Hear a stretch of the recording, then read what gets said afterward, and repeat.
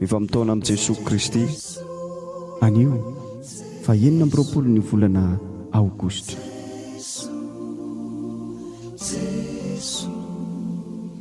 Matokia Ahy dia ao anatin'ny andro sarotra azy. Ny filaminan-tsaina ao anatinao sy ny fiadanana ao amiko dia tsy tokony voaelingelin'ny zava-mitranga eny ivelany. Na dia miaina ao amin'ny tontolo milefitra ao ambanin'ny lalany fotoana azy ianao. Ny ampahamainao anao dia mifototra amin'ny fiainana mandrakizay. Rehefa injay tsampanao fa hianjadin'ny tebiteby ianao, dia mihemora kely hiala amin'ny fanelingelenana avy aty ivelany. Maka aina dia tsarovy fa tsy hafa manozongozona ny fiadanako ny zava-mitranga. Tadiavo ny tavako fa ampafantariko anao ny fikasako. Hosokafako ny masonao ho afa mahita ny zavatra maro amin'ny fomba fijeriko.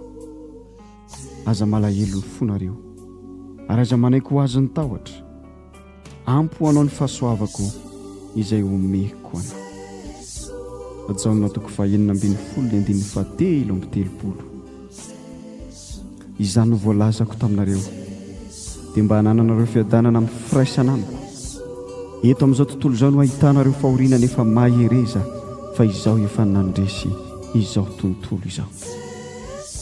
Ajaonina toko 7:7. Fiadanana no avelako ho anareo. Ny fiadanako no omeko anareo. Tsy mba fiadanana tahaka ny fanomezan'izao tontolo izao no omeko anareo. Aok'izay no horohorina ny tahotra ao am-ponareo.